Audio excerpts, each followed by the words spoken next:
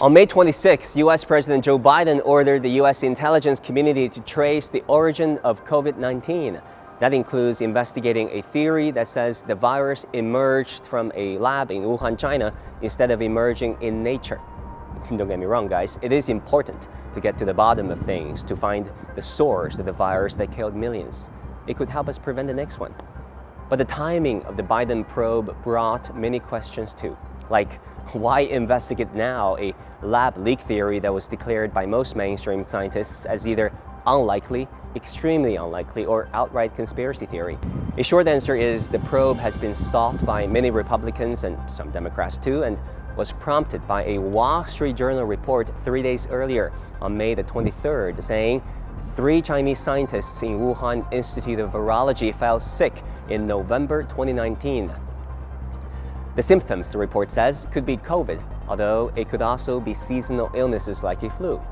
Marian Koopmans, a Dutch virologist who was on a WHO mission to Wuhan, attributed the sickness of the 3 Chinese doctors to regular seasonal sicknesses, saying there were occasional illnesses because that is normal. There was nothing that stood out. Shi Zhengli, China's top coronavirus expert at Wuhan Institute of Virology, said all staff had tested negative for COVID-19 antibodies. Some folks would say, wait a minute, all Chinese sources must be taken with a pinch of salt these days. And they have a right to think so. But what about American sources? This Wall Street Journal report on sick Chinese scientists was based on a previously undisclosed U.S. intelligence report. So it was a government leak turned news, an intentional leak from the U.S. intel community that became a media story that in turn prompted Biden to order an intel investigation. Are you having a deja vu? More about that later. Peter Daszak, a WHO investigator who's been to Wuhan, said on May the 27th that Biden's probe is quote-unquote not scientific, it is political. It is not something that you can really reasonably launch a major audit of. The WHO investigation team to Wuhan said it is quote-unquote extremely unlikely that the coronavirus was leaked from a Chinese lab.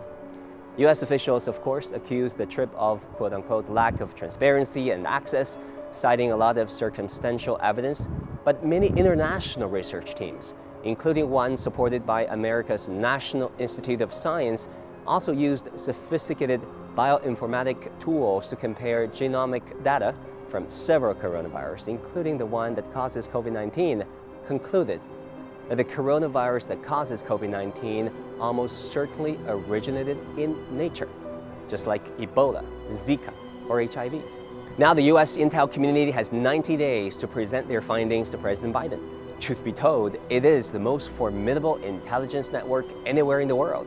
But if history has taught us anything, that is, it can also make mistakes.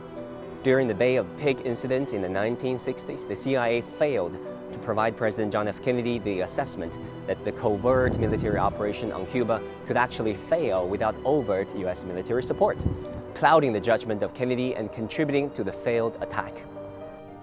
Before the former Soviet Union's invasion of Afghanistan in the 1970s, the U.S. intel community did not warn President Jimmy Carter because it assumed that the specter of a costly quagmire would deter the Soviets from doing so. We're not even talking about the weapons of mass destruction in Iraq in 2003 and intelligence failure that President George W. Bush called his biggest regret. So back to Biden's COVID tracing mission, it is important to find the virus's truest origin. But if the mission is motivated primarily by politics, perhaps that could wait. After all, there are more urgent things to do, like boosting production and efficacy of vaccines and ensuring a fairer distribution. Because as we speak, 10 of the world's richer countries now possess some 75% of global vaccines. And tens of millions of lives are on the line in India, in Nepal, in Brazil, in Mexico, and elsewhere, battling this virus.